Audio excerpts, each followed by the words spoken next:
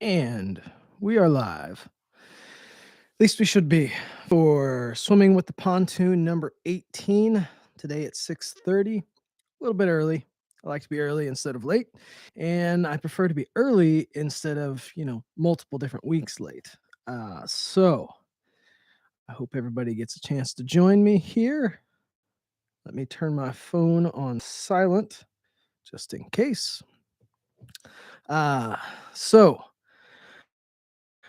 what do we got going tonight? What do we got going for this week? Okay. Number one, I am back. Hey, how we doing, sir? The goat. Yeah, we'll just go with the Jedi. How about that?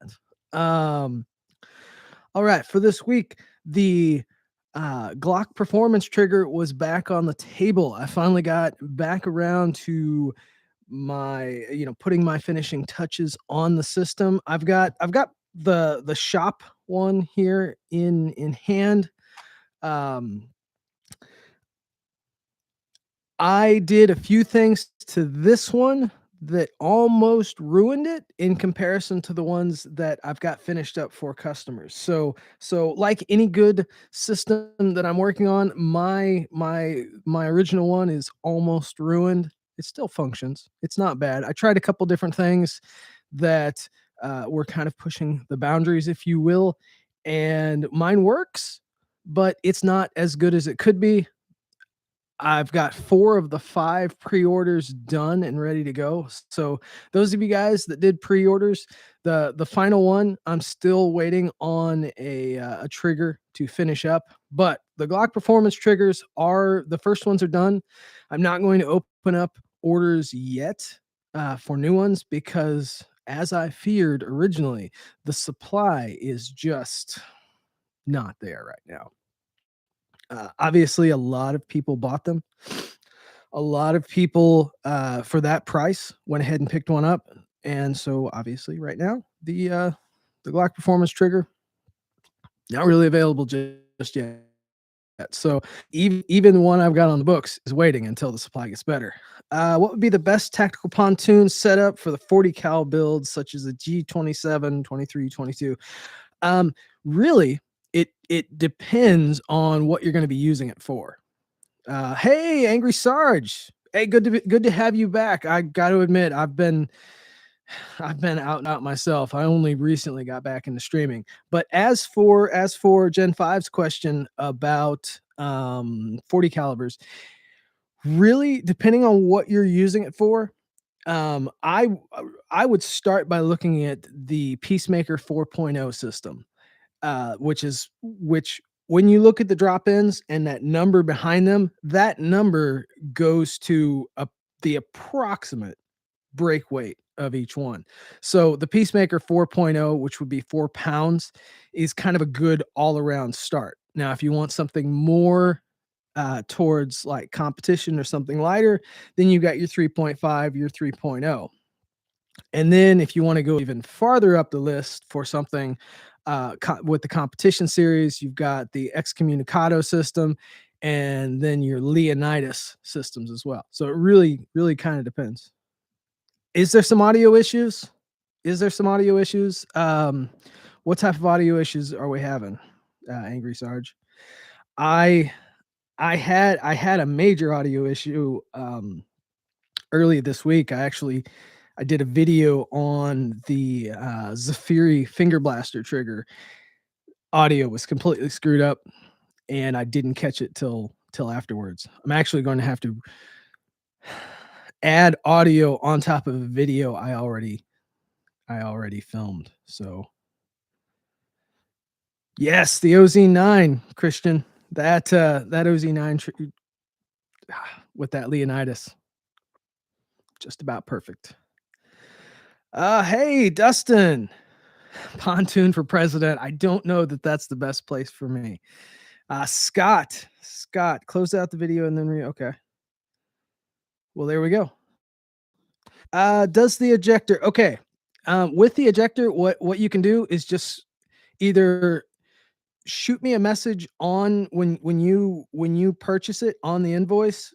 At the final, there's a note you can just put for 40 caliber, and normally I've got some extra ejectors. I can swap it out here, or just once it gets there, you can just swap out ejectors with your original stuff. All right, Scott there taking care of the audio issues.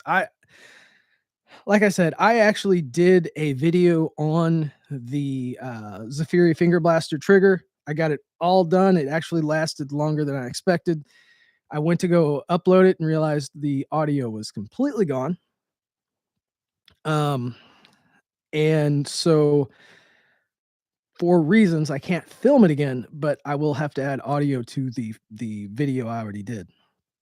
And I'll tell you why here in a second on the Zafiri. Gen 5, yes, you are welcome. If you have any other questions, feel free to ask them here, or when you on your order, you can add it to your order list, or just shoot me an email or message. Otherwise, I'll get you taken care of. So, Zafiri Finger Blaster trigger. There was a video on it. There will be a video on it. I finished the video. No sound whatsoever. I was relatively upset because it was an up close video, zoomed in so we could see everything nice and tight.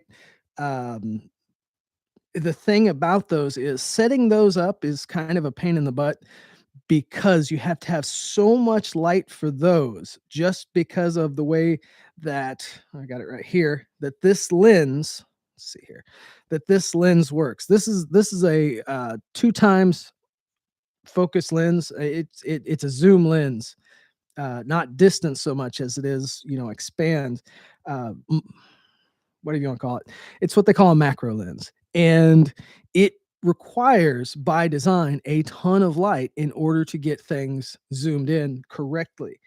Um, so getting that set up is a pain. I took the time, I got the video set up, I went through it. It was an excellent video. It was a relatively excellent video.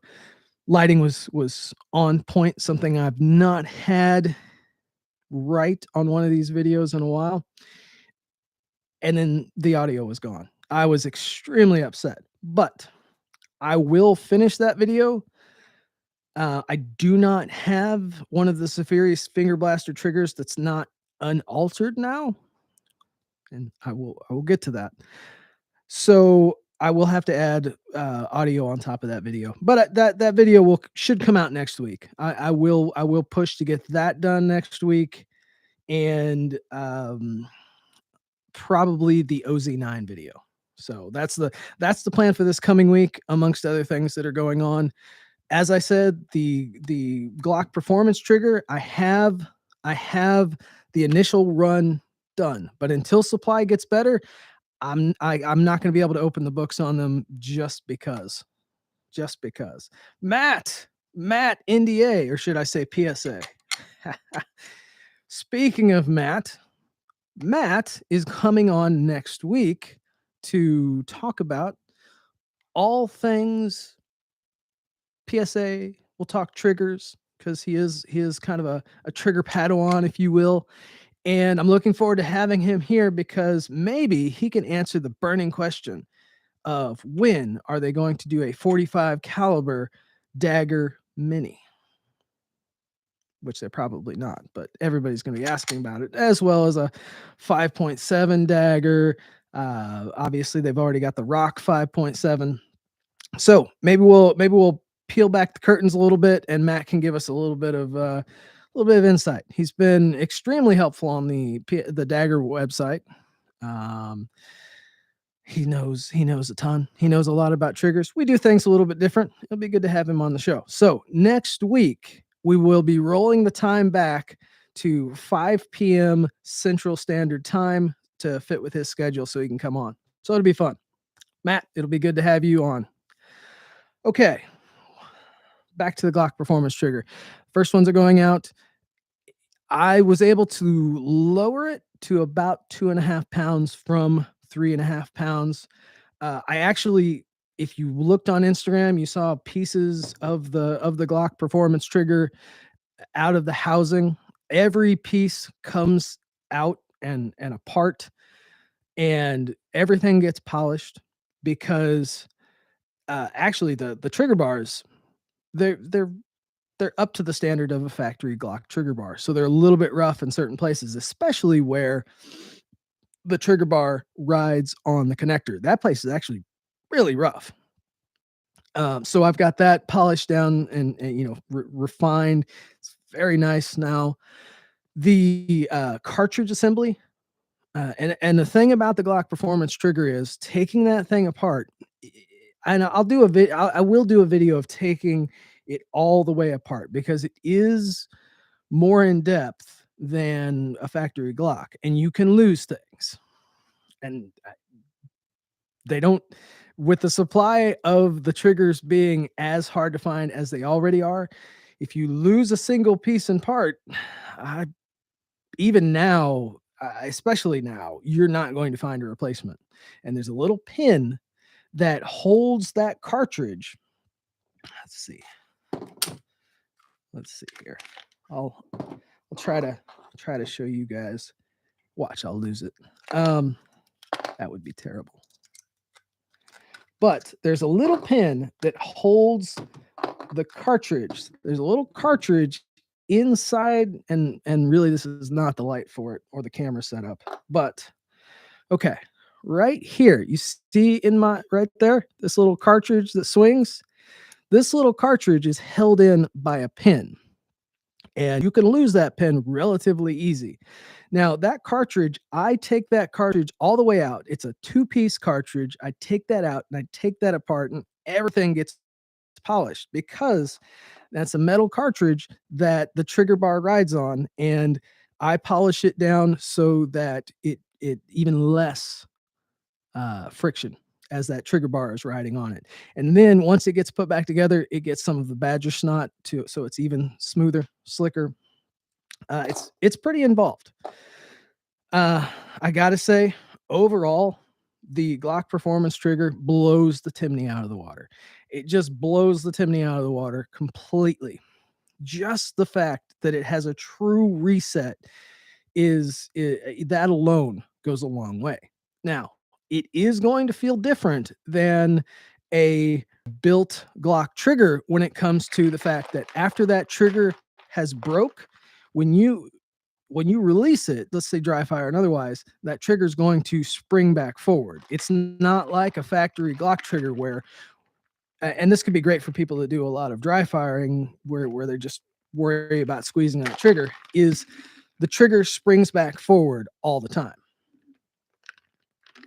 So if you're used to a Glock trigger that breaks and it's done, it stays back until you rack another round in there or otherwise, it may throw you off. And I bring that up because I for a while I built some systems that had the New York spring in them. And well, a modified New York spring, and that did the same thing. And it freaked a couple people out to the point where they actually had me change it back to just a standard trigger spring.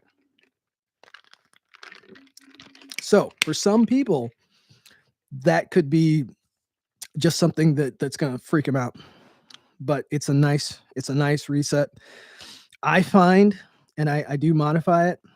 I find that the trigger spring that they went with, the trigger return spring, is a bit overpowered.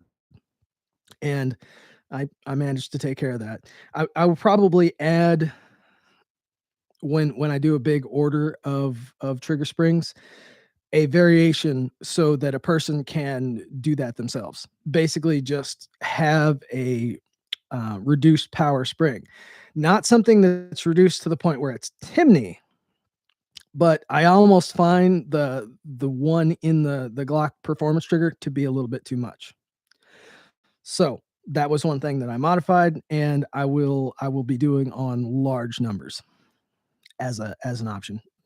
Probably very few people will use that, but especially when I'm building performance triggers, that will be one thing that I put in them.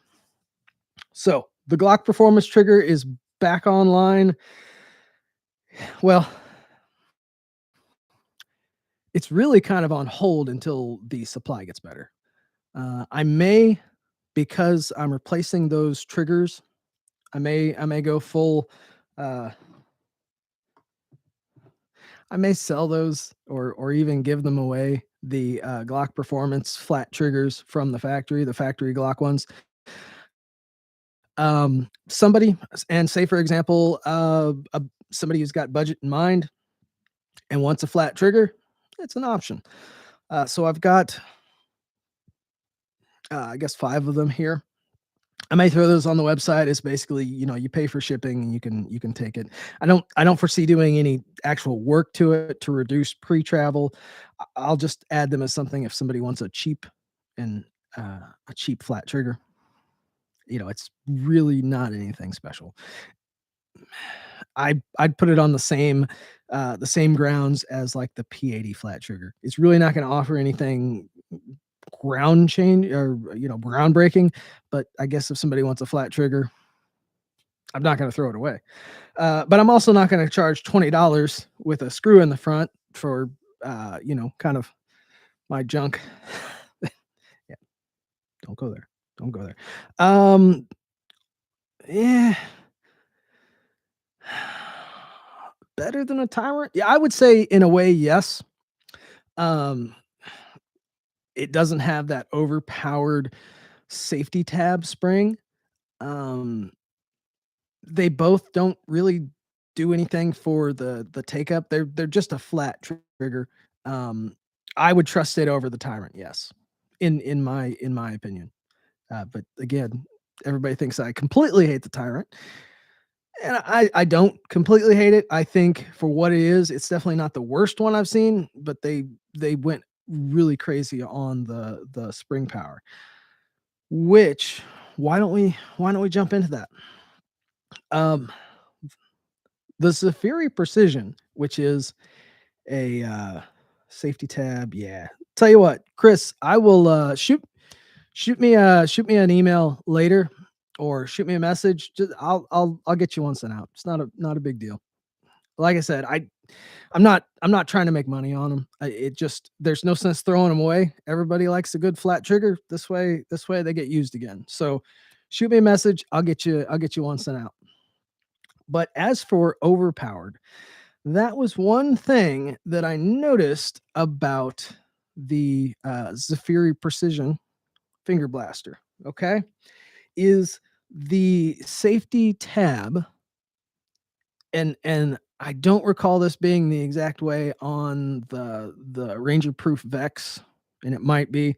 Most likely it is because they are a copy and an official copy made by the same people, made on the same lines as the Vex. So it does have a bit of an overpowered spring because, as noted in my video that is not live right now, the way that they drilled the placement for where the spring sits in the trigger, and I've got one right here, and we're really not going to be able to see it because of my lens setup and lighting. It puts the spring under a lot of tension. Like I said, I will finish that video. Um, it was supposed to be up by now. I will finish that video so you guys can see it all up close. But because I could not let me put it this way. If you have something that's vexing you, you throw some gold bond on it. But Tactical Pontoon, Tactical Pontoon takes it to another level. And we will not be merely vexing you. I shall be like Bane. And if you look at the description of Bane, it is something that is a earth-shattering chain, just it's like a curse almost. So we have with your triggers in our shadows. Perfect. Perfect, Joe. That's awesome. I'm glad. I believe is one of yours the shadow that I need to change up the I made a mistake and sent you out a normal excommunicado instead of a Leonidas. As a one-man show, yes. As a one-man show, I do make mistakes. It happens. There are a lot of triggers, a lot of different orders, a lot of different custom orders that I get into, and sometimes I make a mistake. But I will get you taken care of. Just send that guy back. it will go full Leonidas. Try to send you something extra. So I appreciate you understanding, Joe, and I'm glad they ran excellent out there. That's the plan. I build triggers for people that shoot better than I do, because I will be honest, I am not a marksman. That's why I got into changing trigger parts and whatnot. I'm the typical guy that people make fun of online that tries to make the equipment better than the shooter. So that's how I got into it. But at the same time, if I can help you guys be better, so be it. Anyways, the uh the tactical pontoon version is right here. Now, you may not be able to see that, but if you're a comic book geek of any sort, that is the Bane logo from the comic books. I will be doing and have done, that's why I can't refilm the video, a tactical pontoon version of the Safiri finger blaster called the Bane. It will be a Leonidas, which means it gets all of the work. I have to take one of these guys all the way apart, as well as do all of the same Leonidas work, because uh, go Bane, don't go Vex. If you if you've been vexed by something, you put gold bond on it. But Bane, Bane is another level. So that's what I'm going to be doing. That trigger shoe by design is really something that deserves to be on a system like that, because of how much pre-travel it already takes up, that it almost rides the wall. I talked to Zafiri about it. So they know I've been dealing with Safiri for a long time when it comes to triggers. What I would recommend is, if you buy a Safiri finger blaster trigger, at the very least, get a rounded safety plunger. Get a rounded safety plunger. That's going to remove uh, some space between it and the vertical extension. Okay, and look up the magwell and verify by moving the slide. Okay, if you move that slide, and you can watch that plunger. If that plunger moves when you move that slide um, out of battery, and you watch, if that plunger moves, that means it is coming into contact with it. Now, what you can do is you can radius that um, very carefully, and get with me. If you I can show you how to do it, or I can even do it for you. You can radius that vertical extension so that it does not come in contact with it in a normal circumstance. And at that point, it's pretty much it's safe. The other two, it sits on the ledge like it's supposed to, and the safety fits against the frame. But to have all three 100%, I do recommend those two things. And I mentioned that in the video that I haven't finished yet. Um, I'll probably make a dedicated video to that at a later time. But that's that's that for this Sphere Finger Blaster for tonight. It's a Ranger proof trigger, but it's skeletonized. It does look pretty good. It's not exactly excommunicado, but it's all right. It's all right. So that's that. So the tactical pontoon Bane. It'll be a small run. I'm only at, because I can. It's not my favorite trigger shoe, by any stretch to the means, but never did like the word Vex. That just seemed kind of a weird word to be naming a trigger shoe, and it's Ranger proof. Hey, Big Stealthy. I'm gonna go with Big Stealthy. Think that's the name. I'm gonna go with Big Stealthy. I'm probably wrong.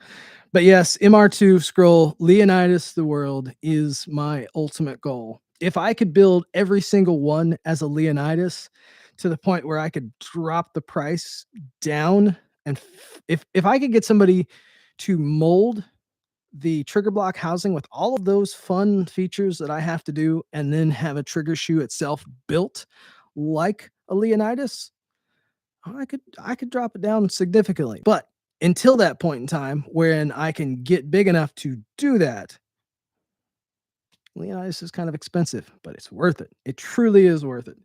I've seen people cut corners over time. I can say truthfully that when I first started and there were things that I didn't completely understand, that's kind of where I was trying to do from the very beginning, but there were some extra safety things that I didn't fully understand back then. Made readily apparent. Uh, so that's why it even took a while for the Leonidas. I took a year and a half off of offering anything like the Leonidas after the whole Ranger Proof scandal, if you will. Um, and it wasn't until literally last year. It was last year, right before Christmas of last year that I offered the first Leonidas. Not last year, it would be 21. Christmas of 21 was the first time that I offered the Leonidas. It was something I had been working on in the background, and I could not truly get it perfected until last year. Oh, year before 21. Um, so and it's been a game changer. As time goes on, I learn something all the time. Something that I always, I may figure out that I've got under control. I actually had to change some of the housings on the Leonidas for the Gen 5s. I had a couple people here recently that um over the because I've only like I said, I've only been doing it full the Leonidas for about a year. And I had a couple that they would install their Leonidas in a Gen 5. They would slingshot the slide forward and the housing would break. And the first one, I thought it was an oddity, didn't think too much of it. The second time it happened, um, again, you would, you would sometimes people install things and I thought maybe it was installer error. Truly, maybe I've got a big head about things. Um, hey, Thomas, what did you miss? You didn't miss too much, but fortunately, you can run back to the beginning of the show. We talked a little bit about the Glock performance trigger and otherwise. But I, maybe just because I have a big head, I thought maybe it was just installer error. Happened a third time. Only the trigger housing didn't break; it locked his slide back. So I finally looked at it even closer, and what was happening is, and I make mistakes. I do. I think I've got everything down, and something new happens. Well, and this is the Glock performance trigger, but on on the side with the connector of the housing, there is a little plastic piece. And again, this is not the best light to be showing, but there's a little plastic piece on the Generation 5s that the Generation 3 and 4 and earlier do not have. Okay. And back when the Generation 5 first released, I looked into it, I looked at what that did, and when the slide comes back with that piece of plastic there, the safety plunger, which is a different design in Generation 5, rides on that piece of plastic until the slide locks back and it stays depressed. Okay. Well, something that I originally looked at when the Generation 5 first released. Kind of over my head. It's not something I deal with a lot. Didn't think too much of it. Well, what was happening is on the Leonidas for the Generation 5s, I actually have to cut that back somewhat so that I have access in that area to add the extended safety ledge, safety shelf for the trigger bar. What was happening is I was cutting that piece of plastic. Basically, I was just milling it off so it was flat. For some guns, it would not mind that at all, because the slide would come back, and because of the tolerance of the gun and whatnot, it would just the safety plunger would go back past that piece of plastic and just depress and go forward like it should. Normally on a generation 5 with that plastic all there, it'll just ride on top of it, and it never expands. However, on some, depending on tolerances, and that's the thing about it, there are so many different tolerances of factory guns, aftermarket slides. Some of them were tighter tolerance, and it was actually hitting and catching on that piece of plastic to the point where it could crack that piece of plastic off.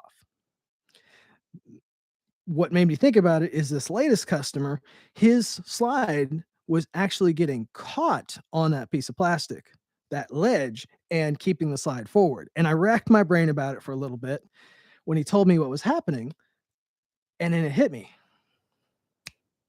That's what it is. So I've changed the design of when I cut that piece of plastic. I cut it at an angle now, so that the when the slide comes back forward, that safety plunger has basically the exact same slope that it would when it's coming backwards. So, learning experience.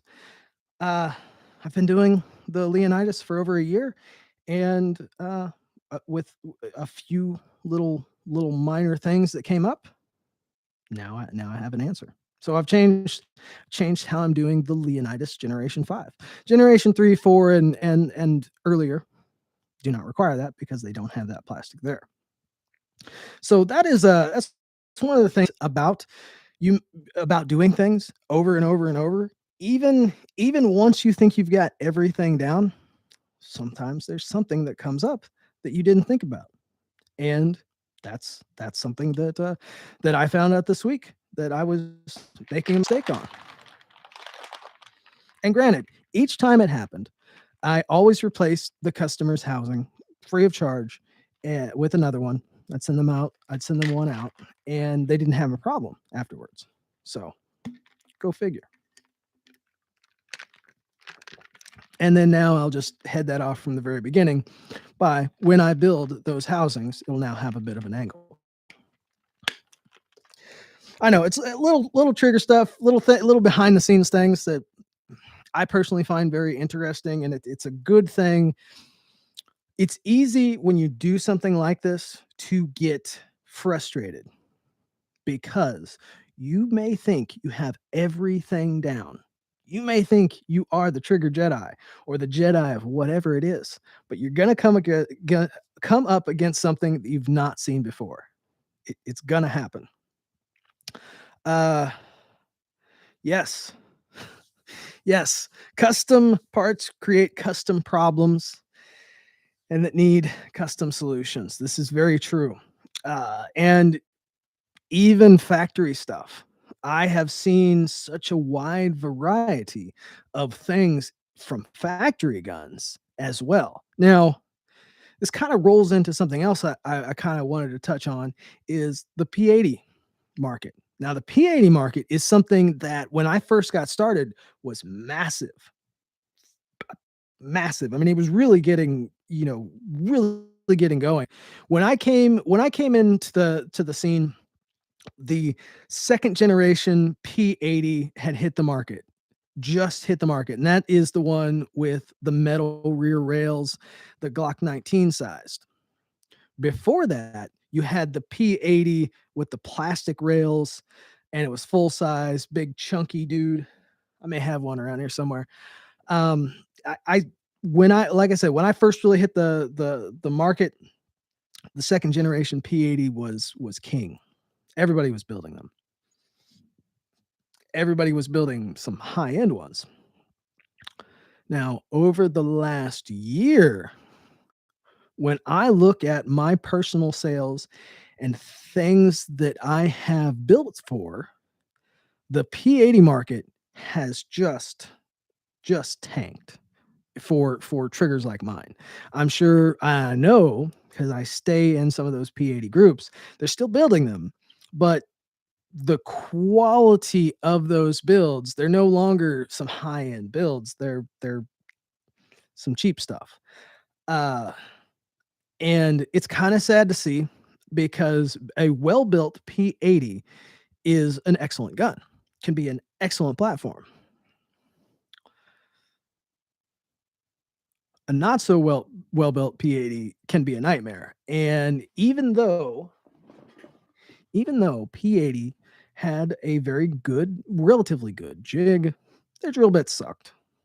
Their drill bits did suck, but it was a relatively easy thing to build. But I saw more problems with P80s, things that I had never seen before in P80s that just would blow my mind away that I don't miss. I will be honest, P80s taught me a lot of things. I feel very bad for some of the P80 customer service reps. Uh, I I I knew some guys at P80. I know one guy in particular. We're still talking. I will have him on, and we will definitely be talking about P80s when I do bring him on. I had planned on having more people on the show more often. I my little spell of being off of here kind of threw things off, but we'll get it back on track. I will have him. We'll definitely talk some P80. Excellent guy. Uh, really, I bring that up just because we talk about the different things, and I wonder, is the P80 market dead? I know they're changing the frames. They've got a new style of where you have to mill more out of the pocket. It looks like it's kind of webbed inside of there. But I ask you guys, is the P80 dead? And not for just building them, but is the P80 dead for the customizing market? Because I truly have seen at one point the P80 market was, I would call it about 70% of my business. And that was right around the time the Generation 5 launched, the G43X, the original ones with the silver slides. They were kind of all around in that area, but the P80 was definitely the main part of my business. And if you look at my website now, the Excommunicado, the Leonidas, um, well, those are pretty much the only ones left of the original stuff. They had a spot for P80. So it's not like I was just seeing Generation 3, I was seeing P80s. I could watch and track that. Now, my drop ins, they don't specifically list P80 for one. It's the same. The drop ins are meant to be the same as a Generation 3. And two, the P80 market is just. Hey, Steven, long day. Yes, the Sunday stuff, I'm probably gonna move to the 6:30 area time frame. Next week will actually be a little bit earlier to get Matt on here. Uh, a chrome or silver safety. I do actually, Thomas. This and again, when I set up the stream, when I set up the stream, it's not the greatest for showing things off. So this guy right here, I don't know if you can see, this is a polished aluminum safety tab in a Peacemaker. I have a few of these. So if you want to do a Peacemaker Leonidas with a silver safety tab, I got you. Just put it in the invoice notes, or shoot me a message beforehand, and I'll make sure that happens. I've got a few of them. I don't have many, and I don't even have them listed on the website. They're just something I've got here, kind of a custom order thing. So I can get you taken care of, Thomas. Definitely, and it looks good. They look really good. Again, not the best setup for showing things off in here.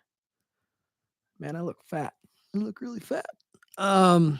Anyways, and I am definitely off my rocker when it comes to the diet. I got to admit, between between all the crap that happened, just and me staying busy, I have not been good with my diet.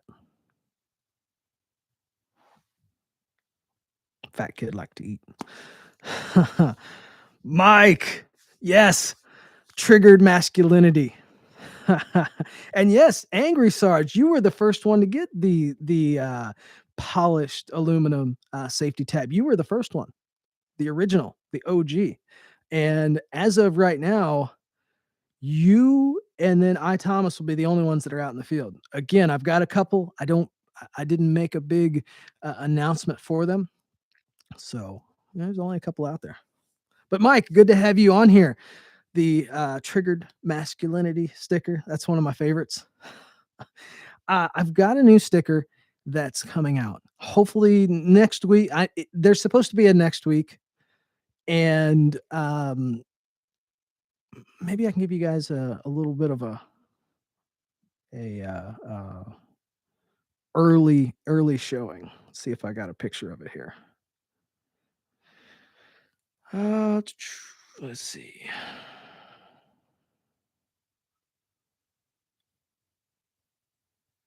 All right. There we go. Better call Pontoon. I I'll tell you, I've ordered from small businesses that do stickers, and my original Tactical Pontoon Jedi stickers from a small business were just they were not good. They were not good. I'm gonna leave that one to the experts, but I enjoy having these made. So that's the newest one is Better Call Pontoon. I did finally watch the Better Call Saul show.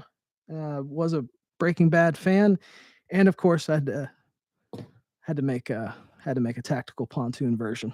So it should be fun. They will be here next week. If you want to get a hold of one early, before I list them on the website or before they start shipping with orders, just hit me up. I'll get you guys one uh, on me. It's just something I do for fun, and they look great on toolboxes, gun cases, back of your. Don't put them on your vehicles. Don't put gun stickers on your vehicles.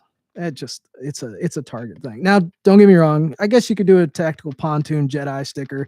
Nobody's gonna know what it means. I do have those on my own vehicles, so yes, I am a dork like that. I have a sticker of myself on my own vehicle. I don't know what that says about me.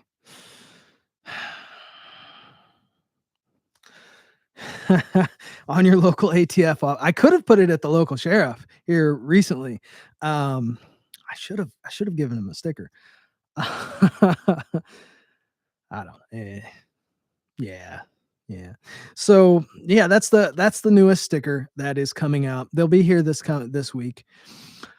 If you have any ideas, you got to remember the tactical pond. The trigger Jedi was actually that was given to me. That advice was given to me one of you guys watching. That's kind of how this thing started, and I will be making more custom stickers as time goes on. I've got an excellent artist that seems to be he does a good job. He gets me taken care of. He puts my likeness wherever I ask him. I thought about a Hulk Hogan holding how he does the but holding a trigger shoe. I thought about something like that. I've thought about several. I thought about a Batman one. I'm actually kind of a Batman freak, because I'm a geek. I also thought about Bane, just big, the bald head type deal. Uh, we'll see. But if you guys got a good idea, shoot it my way. I'll see about getting the artist to get something worked up. So yeah, that's the next ones that are coming. I actually ran out of Trigger Jedi, not the baby ones.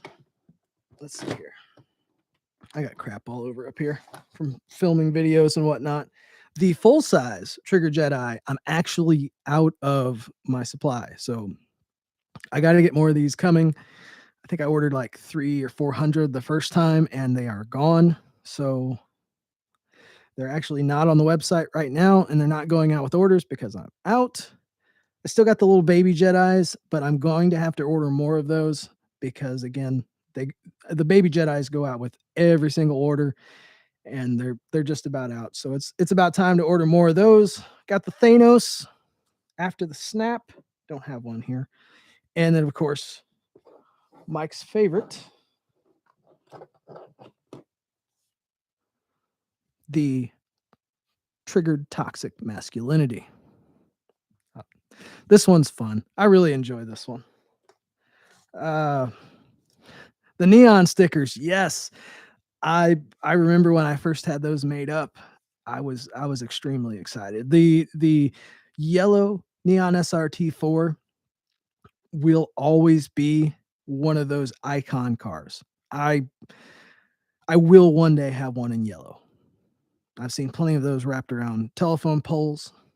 I recently got into a bit of an argument on a neon forum when a guy was trying to buy a turbo neon SRT4 for a 16-year-old, and having grown up with those and having seen 16-year-olds and knowing myself at 16 years old, having a 250 horsepower turbo shitbox, it's just asking for trouble.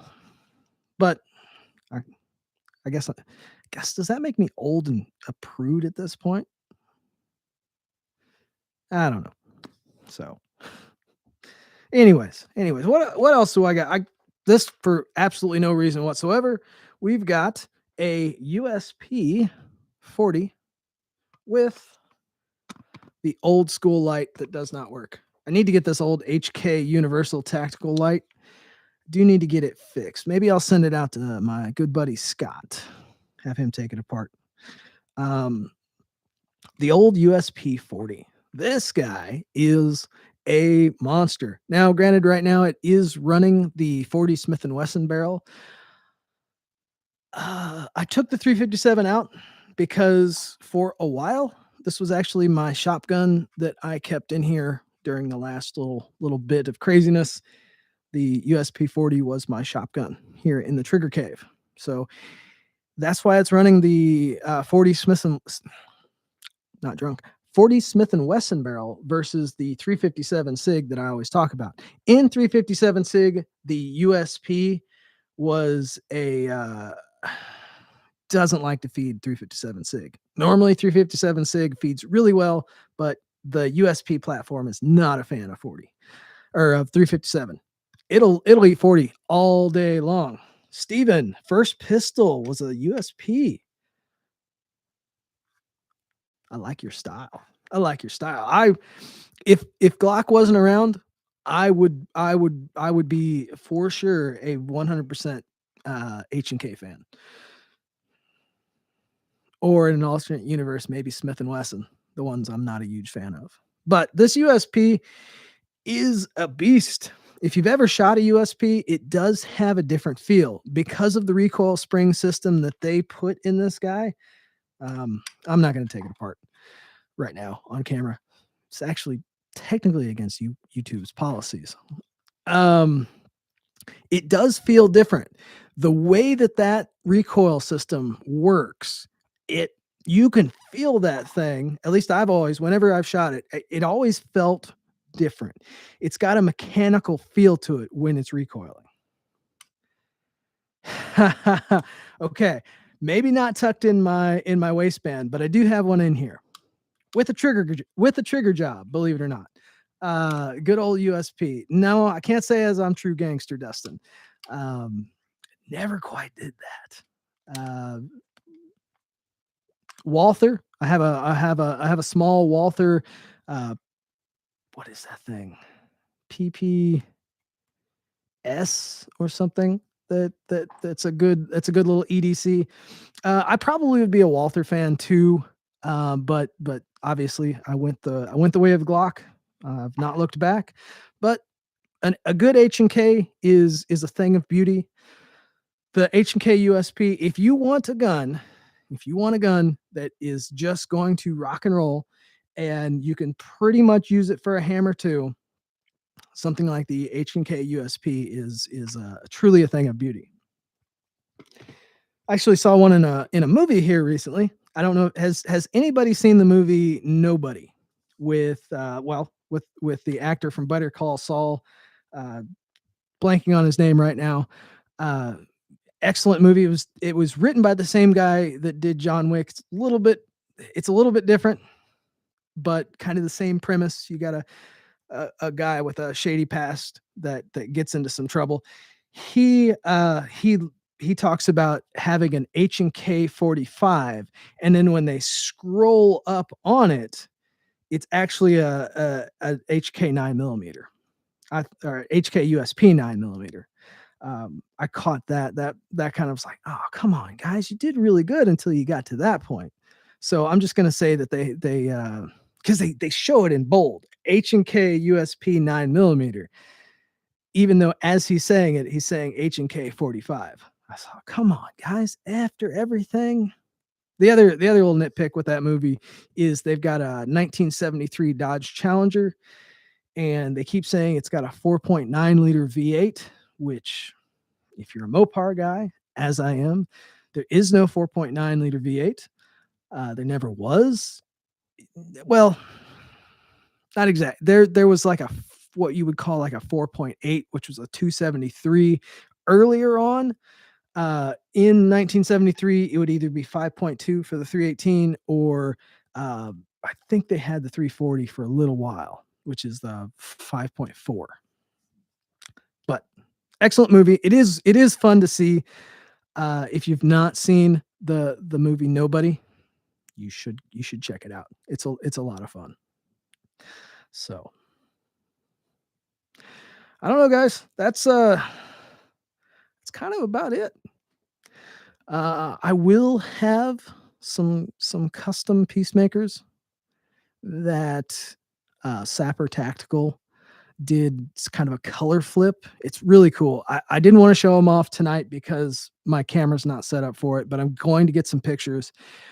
I'm actually going to do some topography, topo camo style uh, laser work on them to really finish it off. Once that happens, I'll take some pictures, take some good pictures, and put them on Instagram. I'll try to post a picture on here on YouTube as well. But keep an eye out for those. They're pretty nice. They're not pretty nice. Clint at Sapper Tactical did an amazing job. If you're looking for some framework or Cerakote work, Sapper Tactical Creations, excellent work. He did the OZ9 and these triggers that you guys will see here soon, just not tonight. So unless anybody's got anything extra, any questions they want to ask, probably gonna wrap it up. One last thing, if you haven't already, actually two last things. Oh, hit my mouse. Two last things. If you haven't already, hit the like button. Just kind of feeds the algorithm. And yes, you can get. I personally, my brother who does all of my laser work, we've done a few slides.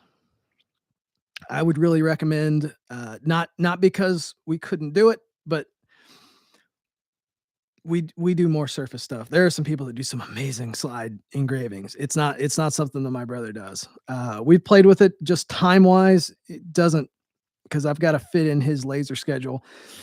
I would recommend. I'm trying to think who does really good laser engraving. Matt Gore, Matt of MLG Customs. He does some amazing laser work. Or if not him, he would know somebody who does. I'll shoot you a link to MLG later, Christian. And then the second thing after the like is, and I forgot it. Oh, yes. Sorry. Spaced off here. Next week, I will be doing the Swimming with the Pontoon at 5 p.m. Central Standard Time, which is 6 p.m. Eastern, and then whatever it is, Western. I will be joined with Matt Benoit, he basically now works in customer service at PSA. He's really knowledgeable when it comes to the daggers. He basically takes care of all of the dagger groups I've seen. So maybe we can get some insight. I've got some questions for him, and join us next week, Swimming with the Pontoon at 5 p.m. Central Standard Time. and we'll talk with him. If you can think of any questions you want to ask him, we'll do some back and forth questions, and I'll grill him about all the stuff that PSA's got going. So until then, guys, thanks for joining me. If you have any questions, you know where to reach me. TacticalPontoon.com, TacticalPontoon at gmail.com if you need to send an email.